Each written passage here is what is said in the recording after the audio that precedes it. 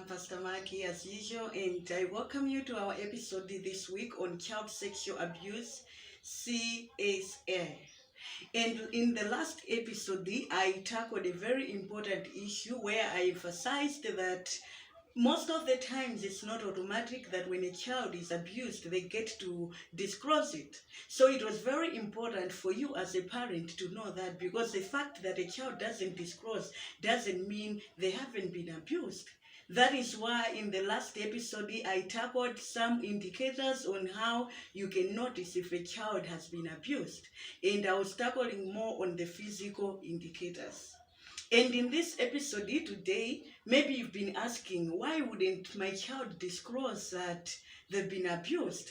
So in this episode today, I'll tackle one reason why most of the times a child doesn't disclose when they have been abused. So be tuned. So like I said, today we are going to tackle one reason why most children don't disclose. So this is guilty. I will say that again, guilty.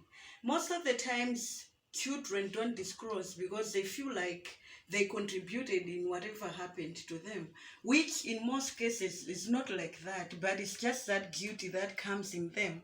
So they tend to ask themselves questions like, maybe, why didn't I stop it? Sometimes they'll be like, why didn't I fight back so that they don't abuse me? Sometimes they may ask themselves questions like, why didn't I stop him from touching me? Sometimes they'll be like, why did I keep it a secret?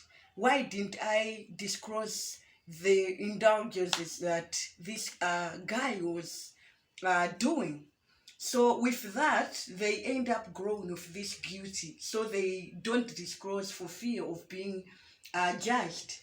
So I'm sharing this because I realize that sometimes, because most parents act in ignorance, they end up not treating the children well when them themselves are the ones that have identified the abuse. So some parents end up weeping, some parents end up shouting at the child, sometimes they end up, doing all sorts of negative things. But I'm here to tell you that when you do that, you bring more harm to the child's psychological health.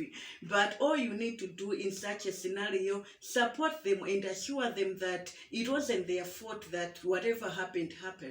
So today, I'll stop here. Make sure that each time you hear a child disclose, or if you identify an abuse, you should realize that it wasn't the child's fault. So you are there to give them all the support that they need. So let's meet again in the next episode. Thank you.